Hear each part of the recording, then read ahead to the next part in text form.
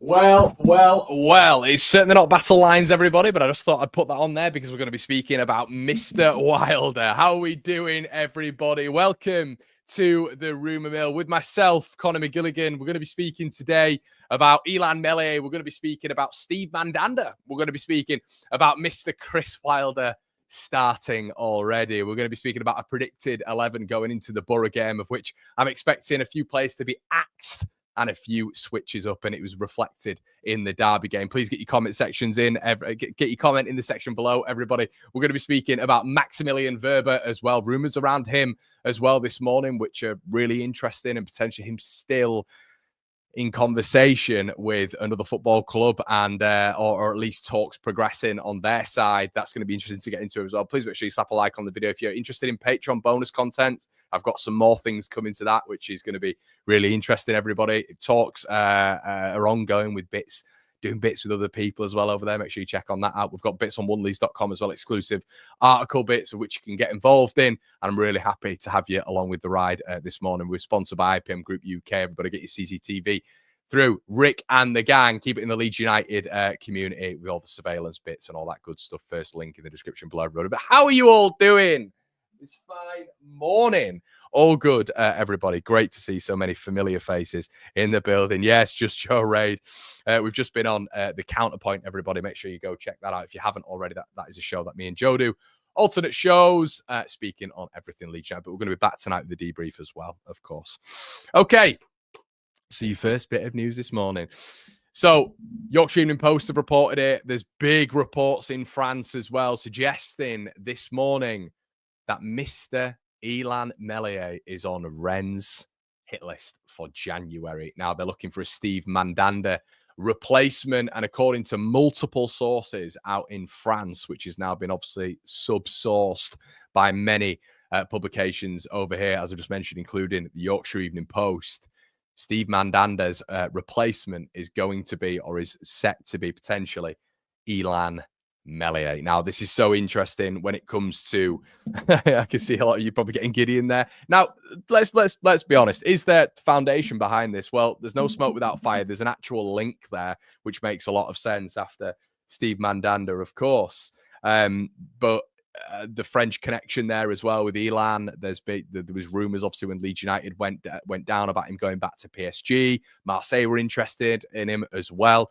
And we were speaking in the summer months about surely a French club is going to come in for him. You know, he's still a young goalkeeper. He's so many appearances. He's expressed before his love to at some point in his career go back to France. So could this be now? Who knows? But what an interesting move that would be, everybody. What an interesting development that would be for Leeds United. Now, for me, yes. I'm talking Daniel Bryan, everybody. Yes. If we can get a move and we can get value for him, they've done it with Kamara. They've come in and took Kamara offers for 10 million quid, which I think was at the time were a little bit like, oh, okay, interesting what we're going to do with the midfield now. But then you see Tanaka come in, then you see Rothwell coming in for a combined fee of 3.4 million between them both. And you think, right, okay, Leeds have done some half-decent business there. Half-decent business. So for me, that is something which I would 100% entertain. Are the goalkeepers out now where Leeds United could go and grab who are decent goalkeepers? Well, just a quick reminder, everybody. Cooper was bought by Sheffield United from Plymouth for £2 million in the summer, and he's at the top of the charts when it comes to save percentages, goals prevented. And I was having a quick look actually at the breakdown of the goalkeepers yesterday on FootMob, and just exactly where we are when it comes to Ilan Meslier. And it's so weird that this has come out today. So I was going to mention this on the debrief, but if we have a quick look at the save percentage, Ilan Meslier is at 67%, which is 13th in the division. The top two, James Trafford at 83, Cooper at 80%. These are really, really good metrics when it comes to a goalkeeper as well, because they individualize the metrics. It's not just about clean sheets where it can be about the unit, but it specifically focuses on you as a goalkeeper. So there in the division this season, Ilan Meslier is 13th. Okay, 13th out of 24 goalkeepers for save percentage. The top two, Trafford and Cooper, Burnley and Sheffield United. The next is goals prevented, which once again focuses on the goalkeeper. Cooper is in at third with 4 goals prevented. Trafford is in at second with 4.2 goals prevented. Ilan Meslier is in 13th with 0.3 goals prevented. So this whole outlier, what we've always spoken about on the channel, where do you improve so Leeds can just get that extra margin, that marginal gain? We've spoken about set pieces before. We've spoken about goals scored, of course. I know there's a lot of people talking about attackers and number 10s, and quite right to do so. Quite right to do so. And I know that's subjective, of course I do. But the interesting part of this is a goalkeeper.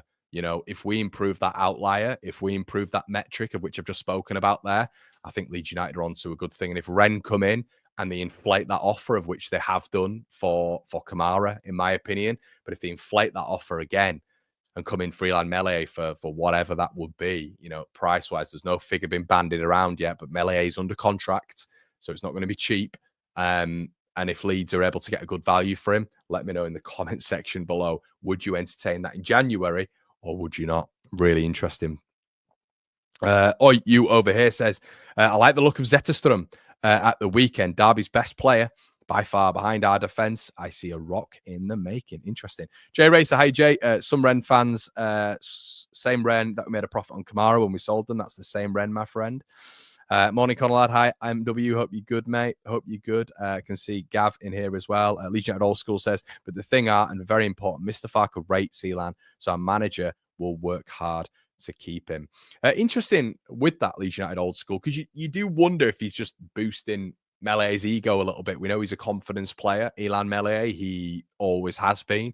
When he's confident, you might see him doing okay, but when he's not confident, by goodness, you can tell. And I think we know that. But you'd hope, with how Leeds United are able to recruit, and we recruit on a data model right now, that's been the new wave of the San Francisco 49ers, recruiting on a data model. If you sort of look at the outliers, of which I've just told you from a simple search online, from a basic guy who does YouTube football content for his club, you'd hope that Leeds United are able to distinguish with Daniel Farke where the outliers are in this team, the net negatives. And at this moment in time, I know Elan Meslier has kept as many clean sheets as we've spoken about, but the improvement in this side would come from replacing Elan Meslier. I think that's very obvious to us all, really. So really important, I think Leeds do that. And I think if we're able to jump that up and if we're able to get some, actual, consolidation in offers for Elan Meslier, that would be absolutely unbelievable. Simon Watson in the building. Simon, thank you so much for your donation, buddy. Really, really appreciate that. Great work, Connor. Thanks for the Father's Day cameo a while ago from Perth, Australia. Yeah, man, enjoyed doing it. I should start my own cameo thing, shouldn't I, mate?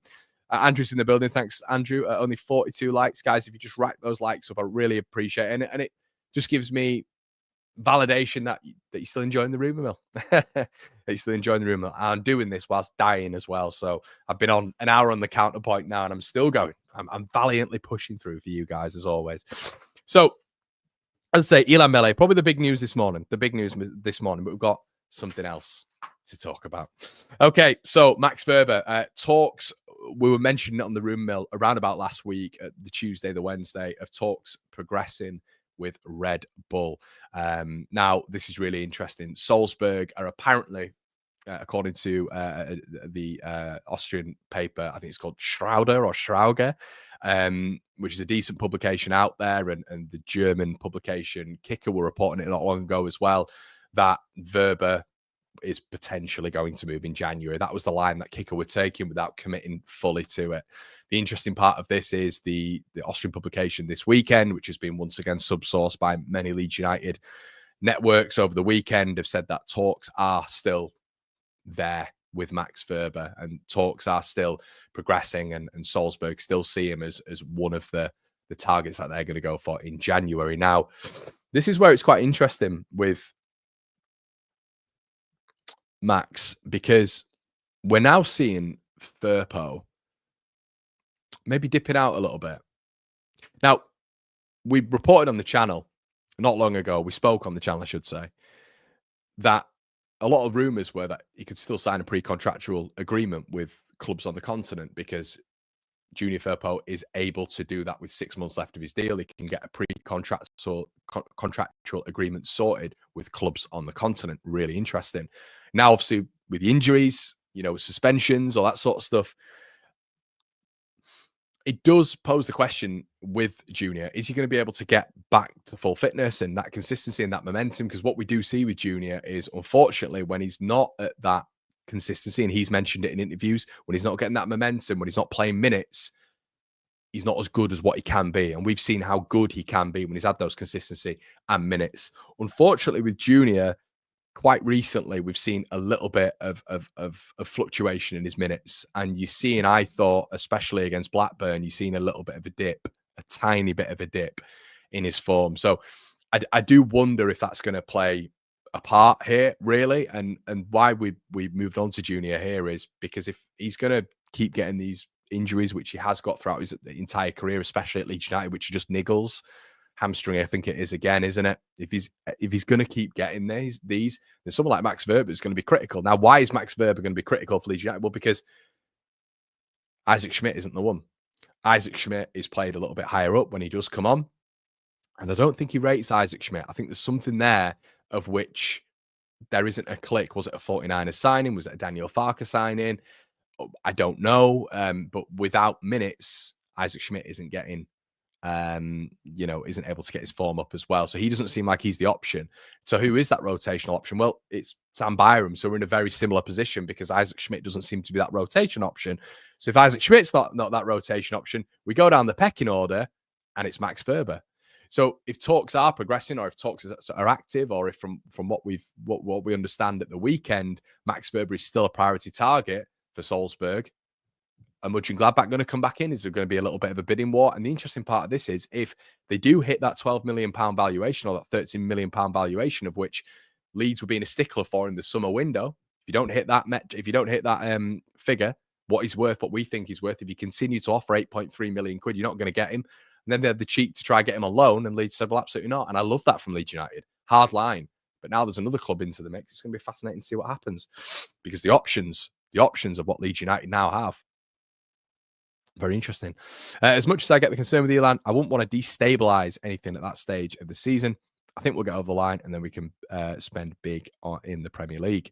Alfonso says, don't understand using clean sheets as a good only keeper metric. It's like using goals as a team and saying it's down to the striker, even if he scored, i.e. a keeper could have nothing to do. I think you're right, Alfonso. I think that's why I try specify the things that Illan Meslier does well as a goalkeeper individually, as opposed to what he does as a unit. I think it's important to include in conversation the fact that he's been part of 11 clean sheets, but I think it's more representative if you've got 12 clean sheets, 11, 12 clean sheets, but then you top of every other metric. I think that's where it's quite impressive.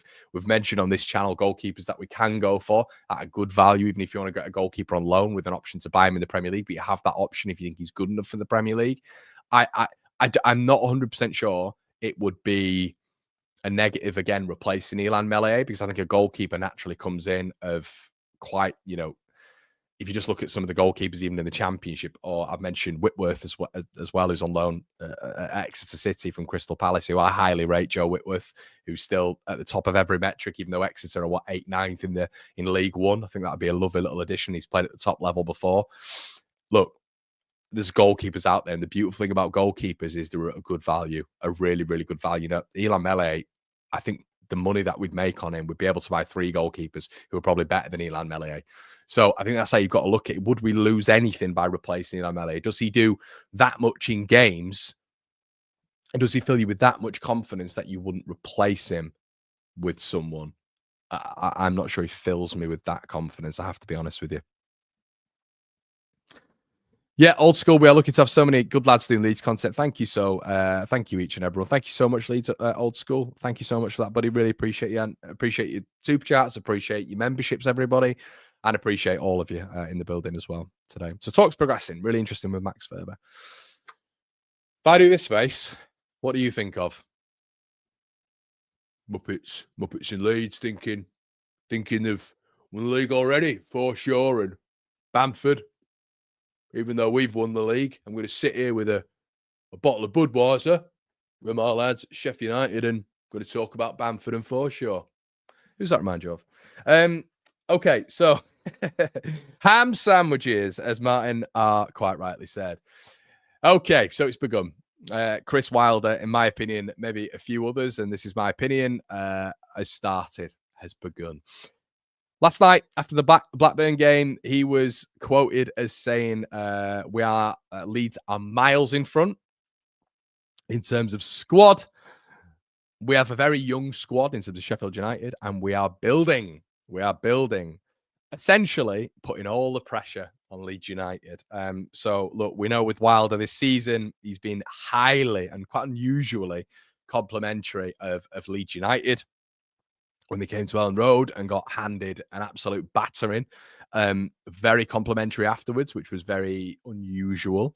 Normally there's a bit of needle there with Wilder, but I did find it quite interesting how yesterday he was asked about Leeds United and he was talking about how we have the best squad, we are miles in front, blah, blah, blah, blah, blah. But we get a certain Sheffield United fan on this channel, as we know all the time, or on our new show, Battle Lines, and he doesn't think that we have got a better squad, which is quite interesting when the manager's saying the complete opposite. But miles in front is the quote, and he then went on to say how good Leeds are and how almost established Leeds are. And Sheffield United are a young squad who are building. So let's pick apart what he said. Look, he's right. Sheffield United have got a young squad and they're building, I guess. But, you know, I do quite kind of look at some of their experienced players in there. I look at, you know, Jack Robinson. I think Gus Hamer's had a fair few games in the Championship. Callum O'Hare's had a fair few games in the Championship as well. Tyrese Campbell, look, whilst being young, he's been around. Kiefer Moore. I still think they've got a fair few experienced Championship games under their belt, players there. So, look, I don't think it's that dissimilar, to be quite honest with you. I think we've got a relatively young squad as well. But it is interesting how he's starting to talk about Leeds in that vein. I just found it very, very interesting. It feels like the mind games have well and truly begun. Very much of not picking holes at Leeds United, but very much saying, well, this should be Leeds. And it was, you kind of hark back to the comments after the game that when we took the ball off them for 80 minutes, and when he turned around and said, well, anyone who finishes above Leeds United will win the division, which at the time you'd probably turn around and thought, well, yeah, true, 100%. But he's putting the pressure on Leeds United, which is fine. But he's done it again after the game the other night when we know who's top of the division. We know right now who are leading the way, and we should be turning around and going, well, form-wise, and you being top of the tree, you're the best team in the division right now, surely. But no, he's putting that pressure on Leeds United, but it's more of a compliment as well. It's more of a compliment because essentially he does. He sees us as the big problem this season, the big problem. And it's a massive compliment for Leeds United, in my opinion. Let's keep getting your comments in the section below, everybody. Can you impersonate Farker? I have got a sore throat, but I can try. Well, Chris Wilder, he's always coming for me. And quite frankly, even when Bielsa and Chris Wilder were going against me, I still finished at the top with Norwich. And we were a great team. Timo Pukki, everyone there, Vrancic, the best team. So Chris Wilder, he cannot talk to me. I also beat him 2-0. That's all you're getting, mate, from my throat. Rennes, only 2 points off relegation in their league. Will Meslier go to that situation? It depends, mate, as I said, you know, PSG were interested. Marseille pricked their ears, didn't they, in the summer months? And you do wonder if he's willing to go back, help out. I mean, how many options will Ilan Meslier really have?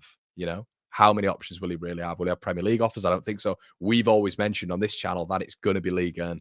It's going to be over there. You know, that he's going to get the offers, in my opinion. Rennes, I think we definitely mentioned Mark because De Zerbi wanted him, didn't he? De Zerbi went. I'm pretty sure it was out there that De Zerbi wanted him as well. It was in a lot of I think it was Get French Football News as well that we spoke on the channel that they wanted him, but that fell apart. So they clearly still highly rate him out there. PSG, Marseille, and now Rennes, all rumored and speculated within the last sort of 18 months to 2 years. So he's clearly still highly rated out there. Harry says, "Hey Harry, Connor, am I crazy? If we have to remove a midfielder for Ampadu, I'm now leaning towards Tanaka off." Harry, with his set pieces goals, I'm starting to feel like Rothwell might be critical going forward. Tough. Harry, sound like What's the guy's name? I've not watched a lot of Harry Potter, but what's the guy's name? Hagrid. Is it Hagrid? Where he's like, Harry. God, I'm delirious this morning. But yeah, no, I think it's the reason I'm saying your name so extraordinarily, mate, is you've just put a little thought in my head. Let's elaborate on it. And we'll elaborate on the debrief tonight, but okay, room mill, we've kind of just siphoned off a little bit. But we're going to be getting into the predicted 11 on this show as well, so stick with me for the Boro game. But I think it's a really interesting comment. And why I think it's an interesting comment is because I think we're more looking at the individual and not the dynamic between the two players. I think you've got to look at the dynamic if we're playing a double pivot. Does Daniel Farke play Rothwell at all this season if it wasn't for a Gruev injury? No. Does Tanaka even come in for as many minutes as he has done with Gruev and Ampadu still in the side? I genuinely don't think so, because he loves Gruev and he loves Ampadu. So I don't think he does. I think he likes that defensive base. Between us, we want that yin and yang. I think from the comments I've read, we all want the yin and yang. You want a defensive player in there naturally, but you want an attacking player in that double pivot as well. Not an attacking player as such, but a dynamic player who can get Leeds up the pitch, can run through the centre. He's a good dribbler, by the way, which Rothwell is. I think it's a really interesting comment, Harry, because the dynamic means that you have to have an attacking player in that double pivot if you're playing a double pivot, or someone who at least gets you forward with quality. For me, there's only one person right now who does that. If you want to look at another standpoint, we can look at meritocracy and the fact that why does Joe Rothwell deserve to be dropped after coming on in the 49th minute against Norwich, and from that point onwards, been brilliant. Brilliant. Bearing in mind, when he played for Southampton last season, he was playing in a more defensive role, of which they didn't see, in my opinion, the full tilt of him. He was playing in a defensive role in a midfield 3, which he wouldn't do at Leeds. He'd be at the tip. I would really, really like to see a midfield 3, because I love Ethan. I love Ethan so much. He's a captain of the football club. He's a brilliant player. I think a midfield 3 and Rothwell not taking Aronson's position in that 10, but being given that space to roam, but also been part of that midfield as well. And then you've got two defensive players where Tanaka just reads the game so well. Ampadu is a little bit more combative, protecting, but do you need those two protecting? Because essentially now what you've got is Rothwell, who's a forward player, a defensive player as well, but you're taking Aronson out. So you're essentially taking out, if you go to a 4-3-3, an attacking player for a defensive player by putting Ampadu in there. So that's another question. I think the big important thing to do in this conversation, everybody, and this is what I would hark you to do, is try not to look at the individual as much, but try to look at the dynamic a little bit more between the double pivot. A yin and a yang, a synergy between both. I always mention on here an invisible rope, right? One goes, one stays. But the beautiful thing about our relationship with Tanaka and Rothwell is you know which one's going, and the one that's going does it very, very well. Accuracy, consistency, corners, set pieces. The grass isn't always greener, right? The grass isn't always greener. And the disrespect I'm seeing, not the disrespect as such, but the flowers that are not given to Joe Rothwell is ridiculous. Maybe it's because he's a lone player, who knows? Dom says, I still want an experienced 10 and quality 9s coming in January. Michael says, Ampadu, he's hardly played in 3 months, and some want him to come straight back in. Sensible minutes to begin with. Yeah, man, sensible comment. Marks out of 10 for Connor's impression of Farke. 9.5. Nakata, hi Nakata. 90 points cup. Tyrese Campbell got a hamstring injury yesterday. We'll see on that one, I guess. We'll see on that one. I wanted to get, I'm going to have to move. In fact, am I going to have to move? Have I loaded it up? Oh, guys, I think I've loaded it up. Connor with a little bit of preparation. Where am I going to have to swing? I think I'm going to have to swing this way. Okay, pause on that, by the way. But Boro coming up tomorrow night. Got my predicted 11 in. I want you guys to let me know what you think in the comment section below. We're going to be speaking about this tonight in the debrief. We're not going to make it too rumour mill heavy, because on the rumour mill, I want to talk about Leeds-based specifics in terms of transfers. But this is my team for tomorrow night. This is what I think he's going to go for. Melee in net. Bogle, Rodon, Strout, Verba, which I think is going to be interesting when you look at Max, because with all the rumours that we've just spoken about, he's going to be up against probably the toughest task. He's coming against Luton. He's going to be against Derby, certain game states where Leeds have been dominating. That's not going to be the case tomorrow night. He's going to come up against either Ben Doak or Isaiah Jones, who are an extremely quick and very, very good pairing. Okay. So it's going to be fascinating to see what Carrick does Is he going to rotate a little bit, put Jones in there, who had a great game against Leeds at Ellen Road last time out? But Verba's going to come up against pace. He's going to come up against two players who can go either side as well, can cut inside, they can invert, but they can go on the flank as well. So Verba's going to have his work cut out for him tomorrow night. Would you like someone who's maybe a little bit more athletic, a little bit quicker, a little bit more agile? Isaac Schmidt is that option for me. We go a little bit forward, obviously, the midfield duo. And then I think Leeds have got to go with this. Nonso, I think, look, the only thing with Aronson in this one is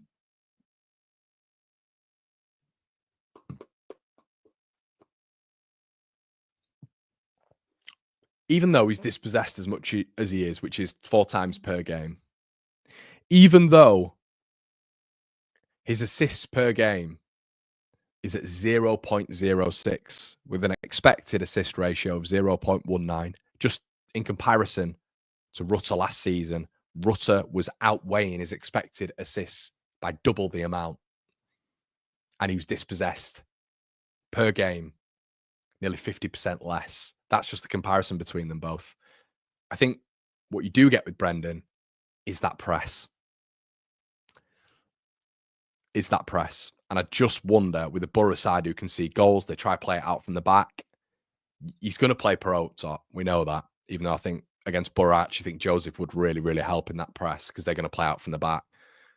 And I think the balance of Ramazani doing that, Aronson, Nonto, and Joseph, I think you've got literally just such a pressy front four there, which I think worked really hard and would work well. And even if you want to chuck James in there, but I think it will be Nonto time for this one. I think Aronson potentially could work well in this game, potentially, in terms of just pressing. That's what I think he's going to do. I don't think he's going to drop him, and I'm just trying to find reasons as to why he would start Brendan. He's undroppable at the minute for Farker, which I think is crazy because he's got no goal contributions in 8 games from a central attacking midfield role. He's got 1 assist all season.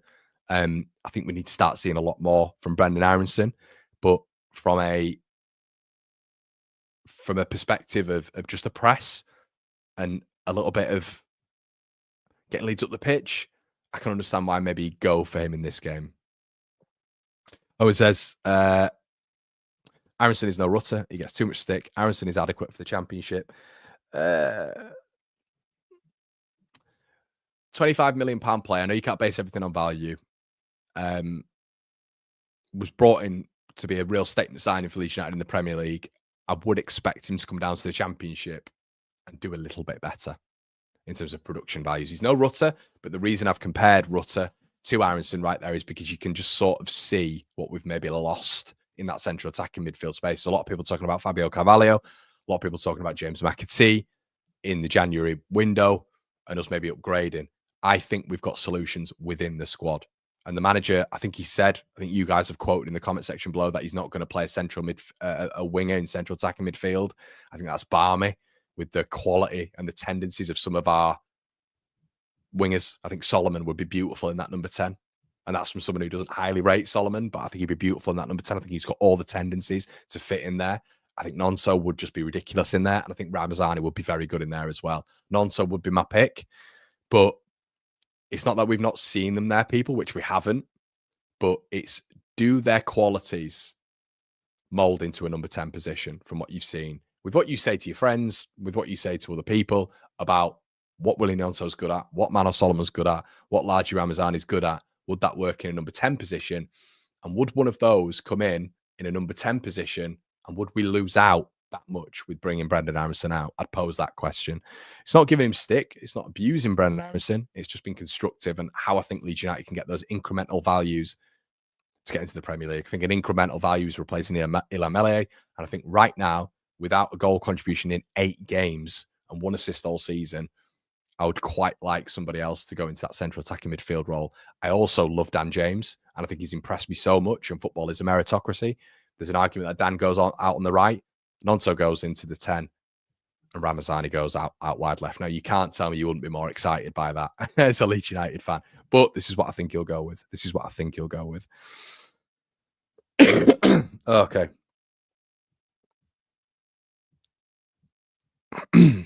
Connor, do you rate Ampadu better than KP? Says Michael. Oh my goodness. KP prime.